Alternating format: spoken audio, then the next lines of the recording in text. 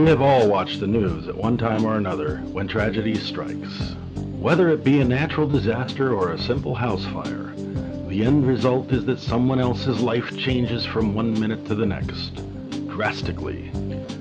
But not yours. You have grown immune to such events. The sensationalism no longer bothers you, and you watch as if it was a television series, perhaps even fiction. As you sit and watch, you are sitting in the comfort of your own home. Just knowing that you can walk into your kitchen, grab a snack or a drink of your choice as you watch, makes you feel secure. You may even be entertaining a guest, a friend, or a relative.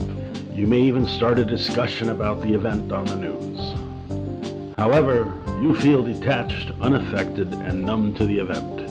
You feel safe, knowing that if you wish, you could hop in your car, go to the grocery store, or to visit a friend or relative, knowing you always can come back home.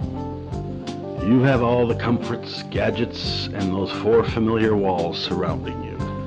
But now let's assume some tragedy strikes in your life. Maybe your four walls catch fire. Maybe you're in an earthquake, or a hurricane is on its way and you need to evacuate. You know you may lose everything. You are no longer in control. Imagine this happening to you. Simply put, this is change. You now no longer have your four walls. You no longer have the comfort of your home, your couch, your television, your daily routine. As an adult, you most likely will be able to deal with such a situation, but you will still struggle with the concept of having to start over. You may be healthy and deep inside understand that you have a good chance that things will be okay. It will most likely just take some time. You know you have support from your relatives, your friends, and maybe even from the government. Change. That's what this is all about. There is, however, one tragedy that is rarely on the news. It is not a story that yields attention. It is not a story that can be sensationalized.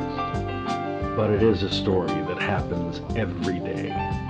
This story happens to children.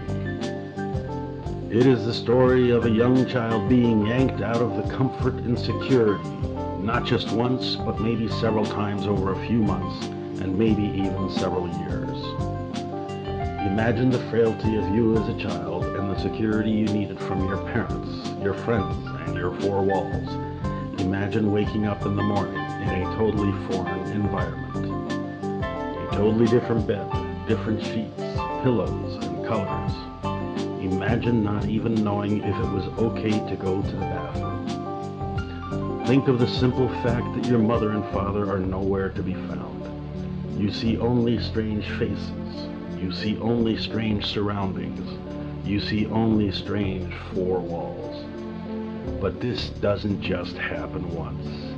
It happens over and over again, and you have absolutely no control.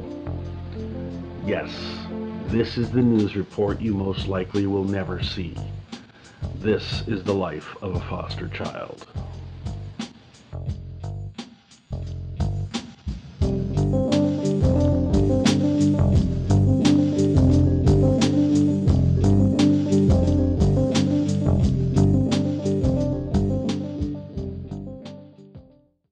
People don't really hate change.